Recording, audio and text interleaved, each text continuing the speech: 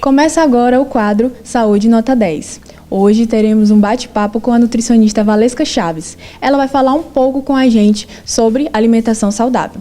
Valesca, seja bem-vinda ao nosso programa e muito obrigada por receber o programa Vira Mar Connect.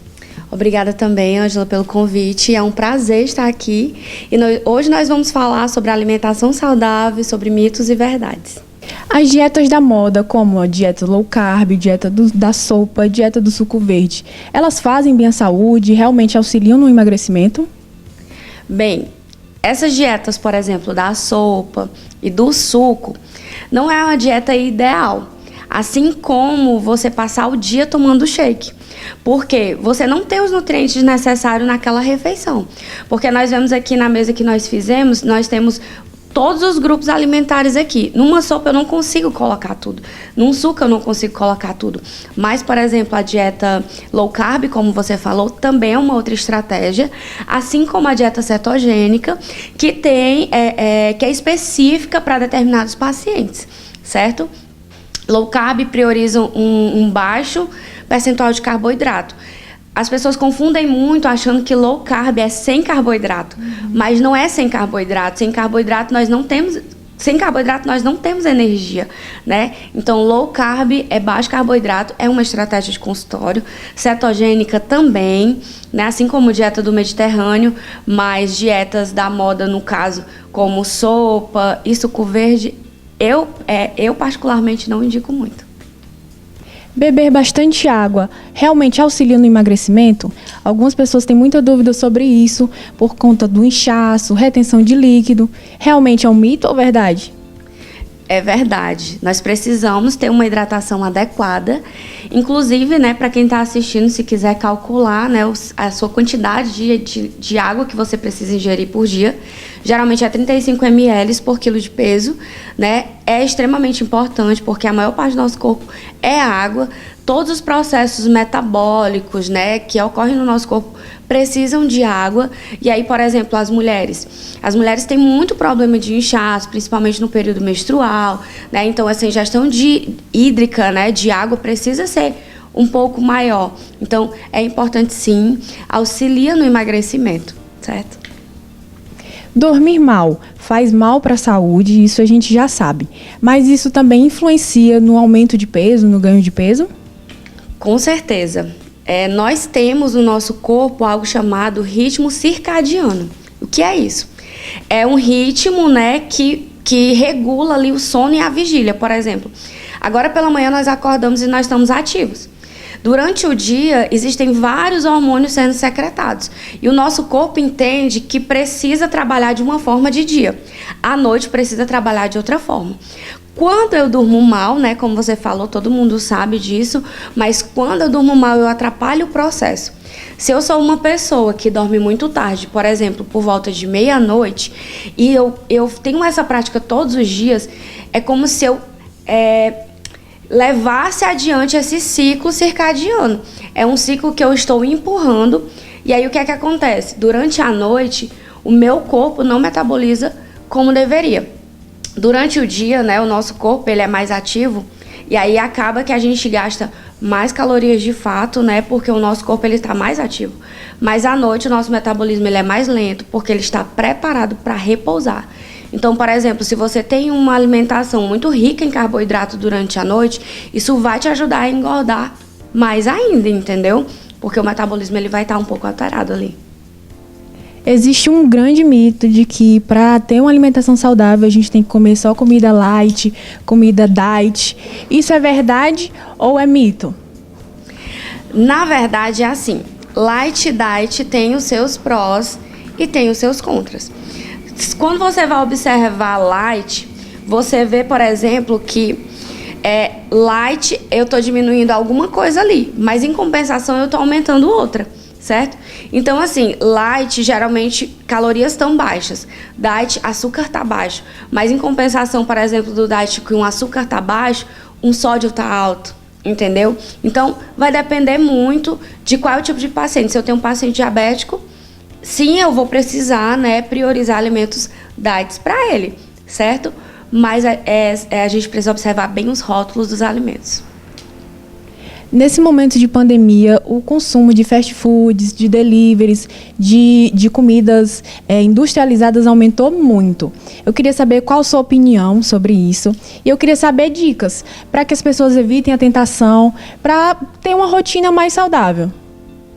Pronto, uma das minhas práticas dentro de consultório é exatamente a gente não restringir o paciente daqueles alimentos. Então, o que é que a gente faz? A gente opta por coisas mais saudáveis. Por exemplo, se o paciente gosta de comer um hambúrguer à noite, vamos ver doutor, eu gosto de comer um hambúrguer, né, durante a noite, numa sexta-feira à noite. Então, eu tento priorizar para ele, vamos tirar o bacon, vamos diminuir a batata, vamos ingerir menos líquido, é um refrigerante, vamos trocar por suco, vamos fazer escolhas, né? Porque quando a gente restringe o paciente, a gente diz assim, não, você não vai comer isso, você não vai comer aquilo, você vê que a pessoa ela não consegue seguir. Por quê? Porque nós temos vontades, nós temos desejos, a alimentação ela está muito relacionada ao social também. Então, geralmente um grupo de amigos sai, e aí você vai comer o quê? Se você está numa pizzaria, você não vai comer aquilo, né? Então, na pandemia, a gente viu que isso aumentou bastante, né? Por conta dos deliveries, né? Então, comida rápida, comida prática, né? Pessoas, às vezes, estavam doentes, precisavam de algo que fosse muito rápido. E aí, também tem uma outra questão. Nessa questão da gente fazer escolhas mais saudáveis, a gente também tem que escolher. Por exemplo, no sentido de, eu vou comer um hambúrguer, pizza e sushi, por exemplo, todos os dias da semana. Não, eu preciso fazer escolhas, né? E aí, eu quero dizer assim, que a gente tem que ver a que ponto a gente está disposto a mudar a nossa alimentação em prol de uma vida mais saudável, qualidade de vida e mais longevidade. Doutora, dá para ver que a mesa aqui está bem farta, bem colorida. Eu queria que você falasse um pouco sobre esses alimentos e desse algumas dicas de alimentação saudável, de rotina saudável. Pronto. Eu coloquei aqui, eu tentei priorizar, né, todos os grupos de alimentos. Aqui a gente vê que tem frutas, que tem cacau, né, que é rico em polifenóis, que é rico em flavonoides. Nós temos aqui grupo dos laticínios, nós temos aqui arroz integral, temos feijão, temos tempero caseiro, ovos, né? E aí, por exemplo, para uma alimentação saudável, né? Num café da manhã, geralmente a gente precisa sempre priorizar. Tem gente que não consegue deixar o pãozinho.